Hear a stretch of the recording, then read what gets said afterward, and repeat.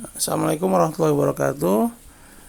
Salam sehat teman-teman semua. Ini jumpa lagi di channel saya. Ini video saya yang terbaru. Saya memberikan tutorial cara bekam, ya, bekam angin atau kop kering, ya, untuk masalah kaku atau berat di leher dan sering pusing, itu berat di punggung atau pundak. Ini pembekaman dilakukan sebelumnya.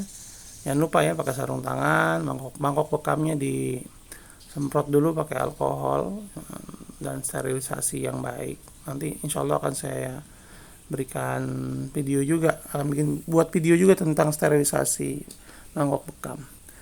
Nah, ini bekam dilakukan untuk masalah yang tadi ya, untuk pundak berat ya, leher kaku. Nah, ini sebelumnya dilakukan bekam luncur dari bawah ke atas ya. Untuk kasus darah tinggi saya pernah kasih tahu juga, untuk bekam luncurnya jangan lakukan dari bawah ke atas, karena pernah pengalaman teman saya melakukan ini pada orang yang punya masalah hipertensi, beliau jadi pusing ya.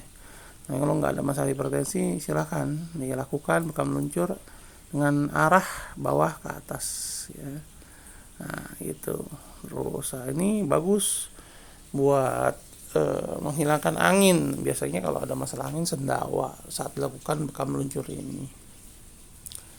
Nah, dilakukan terus sampai ke pundak, seluruh badan. Yang penting tidak mengenai limpatik ya, daerah limpatik dari klien. Nah, seperti itu.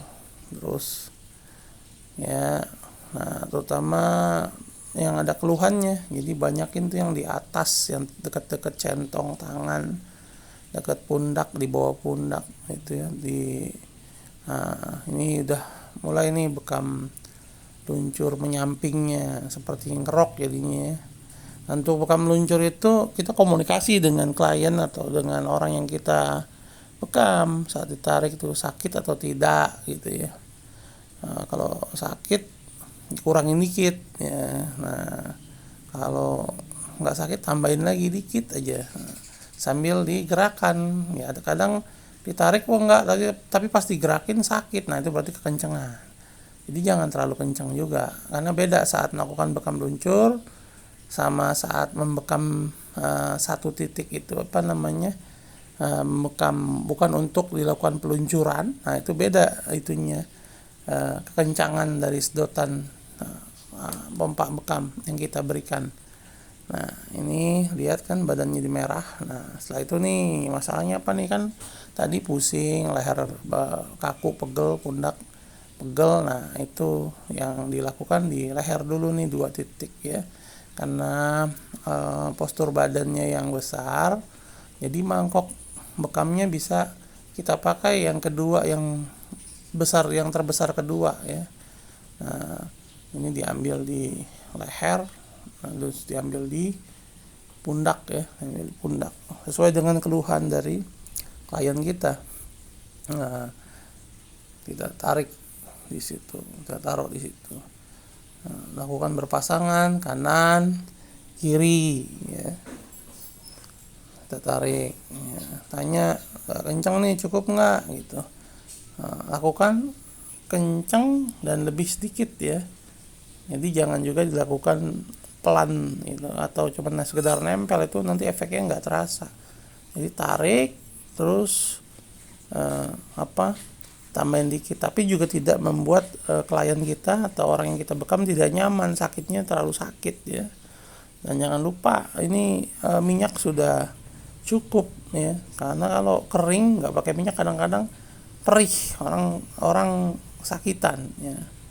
Nah, ini setelah dilakukan bekam di pundak, di bawahnya kita rapatin lagi nih. Nah, jadi ini titik-titik kolesterol, ini titik-titik berhubungan sama tensi, ini yang kita ambil. Kalau dilakukan bekam basah atau bekam darah, titik ini yang diambil ya. Nah, ini udah pakai mangkok bekam yang paling besar ini. Nah, tadi di atas itu buat titik paru-paru, menghilangkan angin. Nah ini ke bawah tambah lagi buat titik masuk angin, batuk ya, titik pusing. Ini termasuk ini kalau tangan nggak enak digerakin, terasa di di centongan ya, di entong-entong tangan, di posisi di bawah pundak. Nah itu adalah titik berhubungan sama jantung juga tuh tadi ya. Nah ini kan sudah tuh kita lihat minyaknya sudah cukup gitu ya.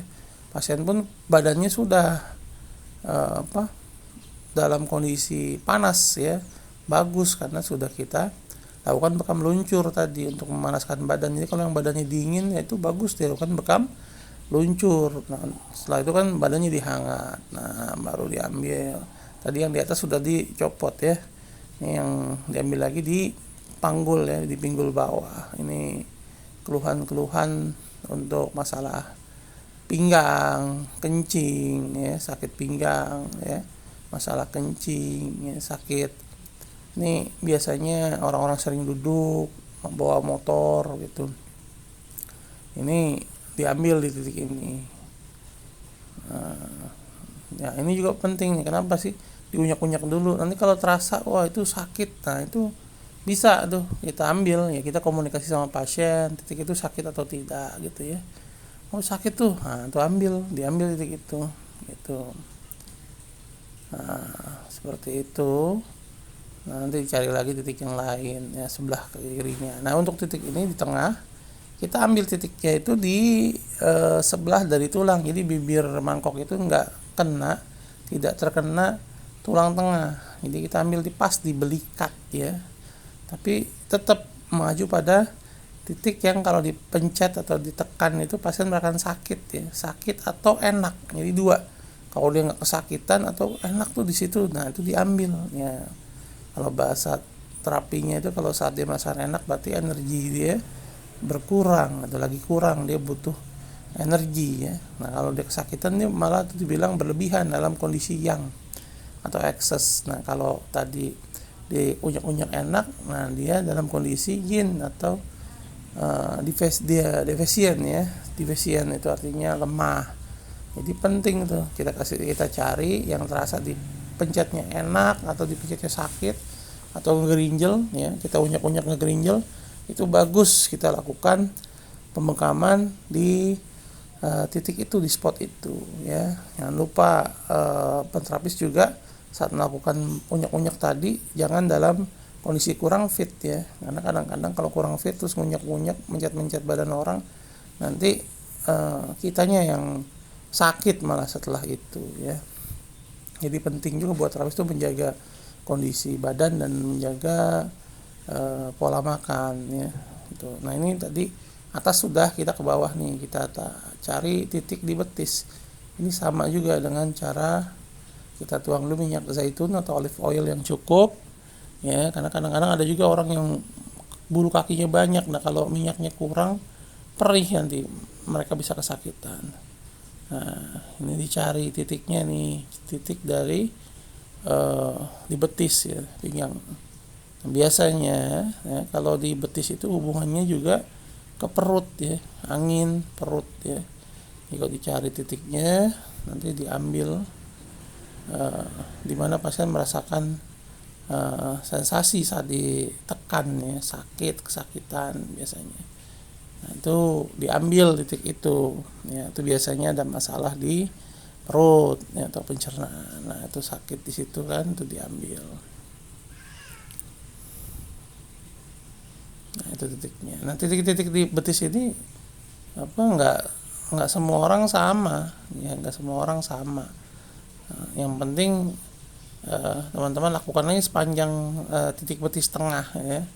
Tapi juga jangan dibekam di belakang lipatan ya, di lipatan di belakang dengkul gitu.